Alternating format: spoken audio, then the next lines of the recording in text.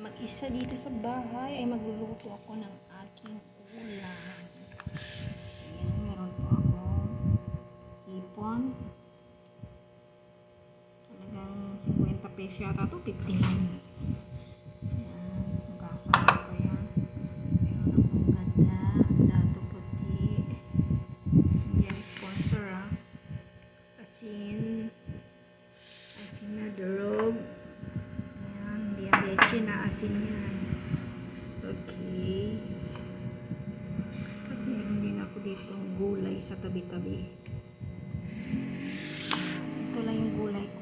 Hindi pa tumubo yung 45 days yan. Meron akong malunggay. Ako lang man eh. Meron akong kalabasa. Meron akong loya. Meron dito bawang sibuyas, okra. Ayaw ng asawa kong okra. Ako nakakain niya. Sili na maanghang. Meron bang sili diba hindi maanghang? Ito mga Ilocano, ito yung paborito nilang talong. Ito guys, talong na to.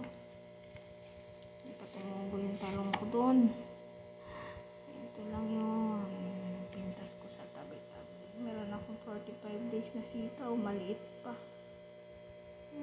Laklak ng kalabasa. Pwede na yan, talo-talo na yan. Pwede na yan. Yan ang aking pangluto. Diba? Pwede na yan.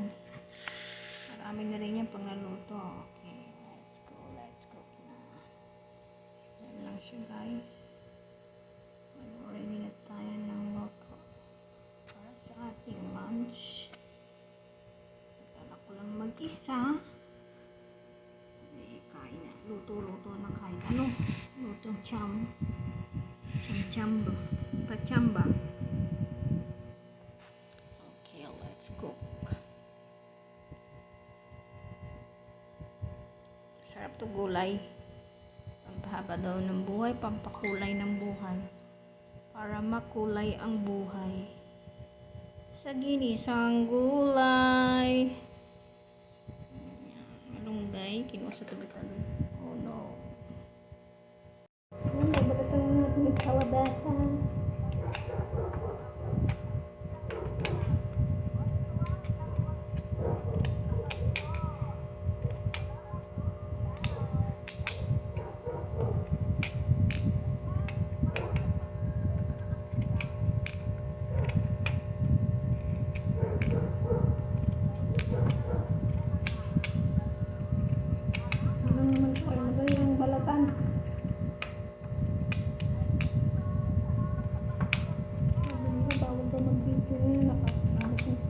Paano mo babalatan yung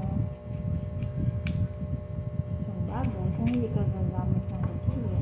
Kaya naman, gaya nito, kailangan ko gumamit ng kutsilyo kasi para balatan. Kaya yung iba nito, hindi na pinabalatan.